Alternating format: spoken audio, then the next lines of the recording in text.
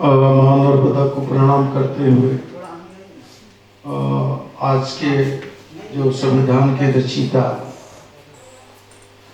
महान विचारक विश्व रत्न बाबा अम्बेडकर को नमन करते हुए और इस संविधान दिवस पर उपस्थित सभी वरिष्ठ नागरिक, शिक्षकगण, छात्र छात्राएं एवं पत्रकार बंधु, आपके समक्ष मुझे संविधान दिवस के अवसर पर 2 शब्द बोलने का अवसर मिला है। मैं उसके लिए अपने आप को सौभाग्यशाली महसूस करता हूँ। जैसा कि जब हमारा देश 1947 के पूर्व जब स्वतंत्र नहीं हुआ था, अंग्रेजों का गुलाम था, विभिन्न खंडों में बटा हुआ था, तो उस समय सामाजिक ताना बाना को संचालन करने के लिए गीता, भागवत, पुराण, रामचरितमानस, इन चीजों के माध्यम से समाज को नियंत्रण किया जाता था। लेकिन जब 15 अगस्त 1947 को हमारा भारत देश स्वतंत्र हुआ, तो इस विशाल भारत को संचालन करने के लिए एक विधान बनाने की आवश्यकता पड़ी। तो उस समय एक समिति का गठन किया गया।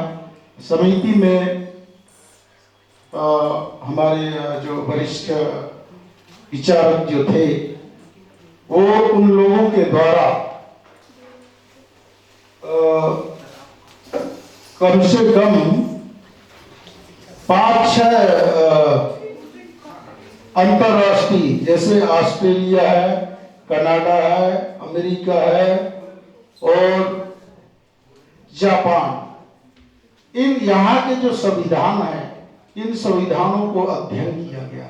और उस संविधान को अध्ययन करने के बाद भारत के संविधान का निर्माण लिखना प्रारंभ किया गया। तो इसको बनाने में लगभग 2 वर्ष 11 माह 18 दिन लगे हैं और ये कंप्लीट 26 नवंबर 1949 को ये कंप्लीट हुआ। और जब हमारा देश भी स्वतंत्र हो गया, तब 26 जनवरी 1950 को भारत देश में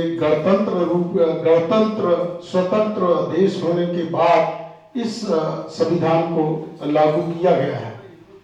और इस संविधान में हम सबको शिक्षा का अधिकार, सामाजिक अधिकार, आर्थिक अधिकार, धार्मिक स्वतंत्रता, बहुत सारे अधिकार हमको दिया गया है। उसमें कुछ कर्तव्य बताए गए हैं। तो आज जो बहुत इसके विशेष आवश्यकता ये है कि कर्तव्य का पालन हम लोग बहुत कम कर पा रहे हैं। अधिकांश देखिएगा, जब भी नागरिक जब खड़ा हो जाता है, बच्चे जब बड़े हो जाते हैं और मैच्योर हो जाते हैं और ये देश के नागरिक बन जाते हैं, तो ये सिर्फ कर्तव्य की अधिकार की तरफ ज्यादा अग्रसर होता है। कर्तव्य का पालन बहुत कम कर पा रहे हैं। जैसे मैं एक उदाहरण के लिए एक छोटा सा चीज मैं बता देता हूँ कि जैसे परिवार में जब बच्चा जन्म होता है, तो माँ बाप उसे राजकुमार की तरह पालते हैं। और जब वही बच्चे जवान होकर शादी हो जाता है, शादी ब्याह परिवार वाले हो जाते हैं, और माँ बाप जब बुजुर्ग हो जाता है, तो अपने माँ बाप को ये बादशाह की तरह नहीं पालते। तो अब समय में एक धीरे धीरे इतना बदलाव हो रहा है कि हम लोग कर्तव्य को भूल जाते हैं। माँ बाप का इज्जत करना, उनका जब वृद्धावस्था में उनको कैसे उनका हम भरण पोषण करें, उनको कैसे अच्छा उनकी देखभाल कर सके, ये हम नहीं कर पा रहे हैं। क्योंकि हम जब छोटे रहते तो राजकुमारों की तरह पालता है, लेकिन बच्चा जब बड़ा हो जाता है, वो बुजुर्ग हो जाता है, तो हम बादशाह की तरह उनको नहीं पालते। ये रोज मेरे थाना में ऐसी रिपोर्टें आती हैं।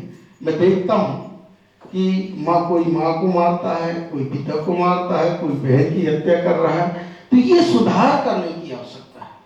ये समाज में हम लोग शिक्षा तो प्राप्त कर ली, वेल एजुकेटेड हो गए, लेकिन कर्तव्य नहीं सीखे। हमारी जो जिम्मेदारी है वो क्या होना चाहिए।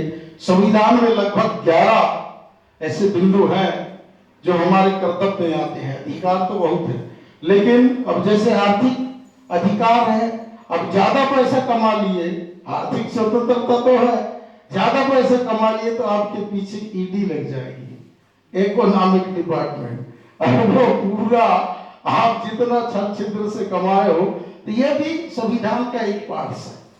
तो मेरा कहने का मतलब है कि धार्मिक स्वतंत्रता भी है आपको, तो किसी भी धर्म के बारे में आपको टीका टिप्पणी करने का अधिकार नहीं है। कोई भी हिंदुस्तान का व्यक्ति किसी भी धर्म और धर्म को अपनाकर वो अपना जीवन यापन कर सकता है। ये धार्मिक स्वतंत्रता है। किसी धर्म के बारे में हमको टीका टिप्पणी नहीं करना चाहिए। ये हमारा संविधान ये अधिकृत हमको किया है, और संविधान के अंदर रह के आप अपने कर्तव्यों का पालन करें, देश के विकास में काम करें। और बहुत सारे अभी जो अधिनियम बने हैं, उन अधिनियमों के बारे में भी मैं थोड़ा सा आपको बता देता हूँ। जैसा मोटर व्हीकल अधिनियम, मैं सुबह से शाम देखता हूँ छोटे